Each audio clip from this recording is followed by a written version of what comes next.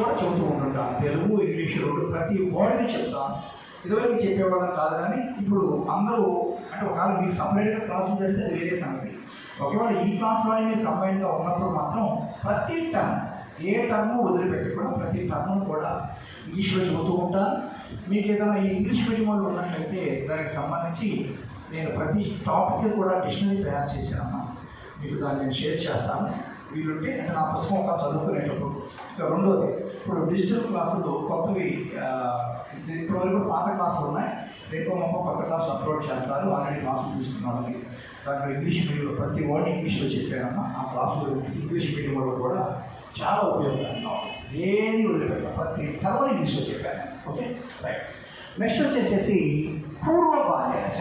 పూర్వ బాల్య దశ వచ్చేసేసి ఎప్పటి నుంచి ఎప్పుడు దాకా 3వ సంవత్సరం నుండి 5 లేదా 6 సంవత్సరాల వరకు కూడా పూర్వ బాల్య దశ. తర్వాత 5 లేదా 6 నుండి 10 లేదా 12 సంవత్సరాల వరకు. అంటే ఇలా ఎందుకు ఇస్తారంటే 10 లేదా 12 అని కొన్ని శీతోష్ణ స్థితులను బట్టి ఈ మెచ్యూరిటీ అనేది కొంతమంది దగ్గర వయసులోనే అయిపోతుంది, కొంతమందికి లేట్ అవుతుంది. అందుకని ఆ ఉద్దేశం. ఉత్తర బాల్య దశ 10, 12. నెక్స్ట్ యవ్వనారంభ దశ 10, 12 నుండి 12, 13, 14 వరకు. నెక్స్ట్ కౌమార దశ 13, 14 నుండి 18 సంవత్సరాల వరకు. వయోజన దశ 19 సంవత్సరాల నుండి 40 సంవత్సరాల వరకు. మధ్య వయస్సు 40 నుంచి 60 సంవత్సరాలు. ఇదేమో 40. ఈ లిస్టు మన టెక్స్ట్ బుక్లో ఉంది. ఓకేనా? టెక్స్ట్ బుక్లో ఉన్నది అంటే మనం నేర్చుకోవాల్సి వస్తుంది. అయితే ఇక్కడ అడిగేటువంటి అంశాల్లో ఏజ్ ఇచ్చి ఆ దశ ఏమిటి అని అడగవచ్చు, లేదా దశ ఇచ్చి ఆ ఏజ్ ఏమిటి అని అడగవచ్చు, లేదా ఒక ఏ అనే వైపు ఒక 4 దశలు ఇచ్చి బి అనే వైపు వయస్సులు ఇచ్చి మ్యాచింగ్ చేయమని అడగవచ్చు. ఓకే, ఇలా రకరకాల ప్రశ్నలు ఉండే అవకాశం. లేదా ఒక ప్రశ్న అప్లికేషన్ లాగా తయారు చేస్తారు. నాగేశ్వరరావు అనేటువంటి ఉపాధ్యాయుడికి 46 సంవత్సరంలో వయస్సు ఉంది, అయినా ఇతను ఈ క్రింది ఏ వర్గానికి చెందుతాడు అంటాడు. కౌమారుడ, మధ్య వయస్సా, వృద్ధాప్య వయస్సా, అలా ప్రశ్న. అంటే ఒక టేబుల్ అంటే మీ ఆలోచన ఎలా ఉంటుందంటే టేబుల్ మాత్రమే చదువుతారు, కానీ క్వశ్చన్ ప్రింటింగ్ మీకు తెలియదు, అర్థం కాదు. కానీ ఒక పేపర్ సెట్ యొక్క క్వశ్చన్ ప్రింట్స్ ఇన్ని రకాలుగా ఉంటాయి. చూడండి, మీరే ఊహించరు ఇన్ని రకాల క్వశ్చన్స్ ఇంట్లో వస్తాయని. ఓకేనా? సో ఆ విధంగా అంటే దీని పట్ల పూర్తి నాలెడ్జ్ మనకు ఉండాలి. ప్లస్ క్వశ్చన్స్ ఎలా ఫ్రేమ్ చేస్తారనే అండర్స్టాండింగ్ ఉండాలి. అవసరమైనటువంటి ఏరియాలో అప్లై చేయడం కూడా మనం నేర్చుకుని ఉండాలి. ఎందుకంటే రేపు మనకి ఇచ్చినటువంటి సైకాలజీ పేరు ఏంటి? Class room implications of psychology అన్నాడు. ఇంప్లికేషన్స్ అంటే ఏంటి? Implications means applications. Implications means application అంటే దరఖాస్తు పాలన. ఏమిటి అప్లికేషన్ అంటే? చాలా మంది సైకాలజీ అంతా అప్లికేషన్ క్వశ్చన్స్ తప్ప మనం ఎంత దగ్గర రాయలేమనే ఫీలింగ్ ఉంటుంది. అప్లికేషన్ అంటే ఏదో కాదమ్మా, just knowledge plus understanding. Knowledge plus understanding use application. ఏమిటి నాలెడ్జ్ క్వశ్చన్స్ అంటే ఏంటివి? నాలెడ్జ్ క్వశ్చన్స్ అంటే ఏంటి? నాలెడ్జ్ క్వశ్చన్స్ అంటే నెత్తికి తెచ్చుకునే, అంటే నెత్తికి తెచ్చుకునే నాలెడ్జ్ అనేటువంటి ఏమిటి స్పెసిఫికేషన్స్ ఏంటివి?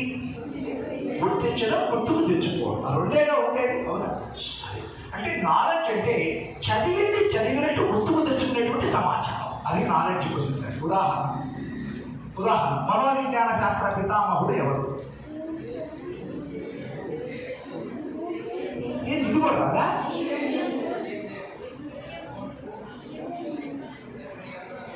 అరే 4 సంవత్సరాల నుంచి చదువుతా మనోవిజ్ఞాన శాస్త్రాన్ని పుక్కిట పట్టుకోవాలన్న మీరు మనోవిజ్ఞాన శాస్త్ర పితామహుడు ఎవరు అంటే అయోమయంగా మొఖాలు పెట్టారు, ప్రశ్నార్థకంగా మొఖాలు పెట్టారు, ఏమీ తెలియని వాళ్ళగా మొఖాలు పెట్టారు. మీ మొఖాలు మండ.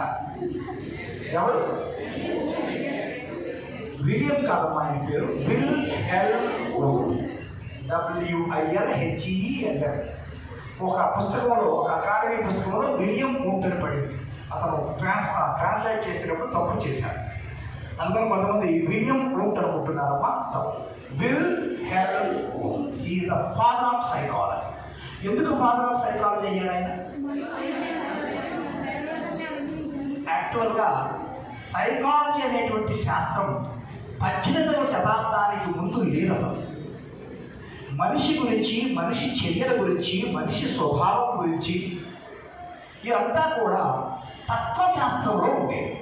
సైకాలజీ అనే శాస్త్రం ఉండేది కాదు.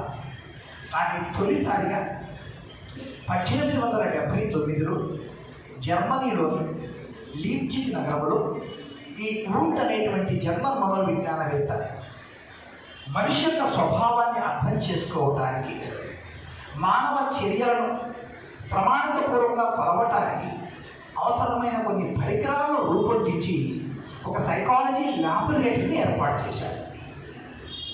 ఎప్పుడైతే ఒక ల్యాబొరేటరీ ఏర్పాటు చేయబడిందో, ఒక ప్రయోగశాల ఏర్పాటు చేయబడిందో, అప్పుడు మనిషి గురించి శాస్త్రీయంగా పరిశీలించవచ్చు అనేటువంటి ఆలోచనతో ఆ తత్వశాస్త్రం నుంచి మనిషి శాస్త్రం వేరుపడింది. ఒక ప్రత్యేక శాస్త్రంగా ఎదగడం ప్రారంభమైంది. అదే మనోవిజ్ఞాన శాస్త్రం. దానికి ఆజ్యం పోసింది ఆయన స్థాపించిన ప్రయోగశాల, ఆ వ్యక్తి. అందుకని ఆయన్ని మనోవిజ్ఞాన శాస్త్ర పితామహుడు అంటారు. Is the father of psychology. ఎందుకంటే అది అర్థమైంది ఆయన మనోవిజ్ఞాన శాస్త్ర పితామహుడని. అంటే మనోవిజ్ఞాన శాస్త్రం అనేటువంటి శాస్త్రం ఒక ప్రత్యేక శాస్త్రంగా ఎదగటానికి, వేరుపడి ఎదగటానికి బీజం పోసినటువంటి వ్యక్తి, నాంది పలికినటువంటి వ్యక్తి, పునాది వేసినటువంటి వ్యక్తి ఎవరయ్యా అంటే విల్హెల్మ్ ఊట్. ఆ తర్వాత మనోవిజ్ఞాన శాస్త్రము తత్వశాస్త్రం నుంచి వేరుపడి ప్రత్యేక శాస్త్రం అయినప్పటికీ కూడా, అది జర్మన్ శాస్త్రజ్ఞుడైన ఊట్ వల్ల అయినప్పటికీ కూడా, కానీ మనోవిజ్ఞాన శాస్త్రం బాగా అభివృద్ధి చెందింది మాత్రం అమెరికన్ శాస్త్రజ్ఞుడు.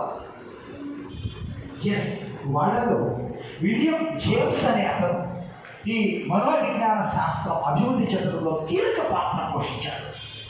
అమెరికా మనోవిజ్ఞాన శాస్త్రవేత్తలందరిలో కూడా అగ్రగణ్యుడిగా కీర్తించబడ్డాడు.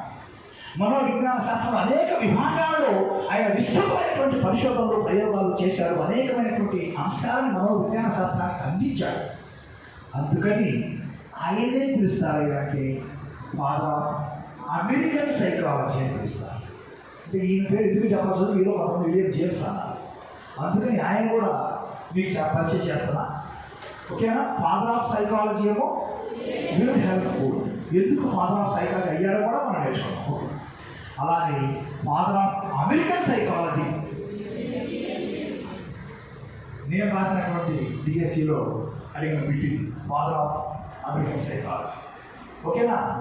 ఫాదర్ ఆఫ్ సైకాలజీ 98లో అడిగాడు, 2001 అడిగాడు, 2002 అడిగాడు, 3 అడిగాడు. ఫాదర్ ఆఫ్ సైకాలజీ ఎవరు? ఫాదర్ ఆఫ్ సైకాలజీ ఎవరు? ఫాదర్ ఆఫ్ అమెరికన్ సైకాలజీ ఎవరు? మరి ఫాదర్ ఆఫ్ యాన్యువల్ సైకాలజీ ఎవరు?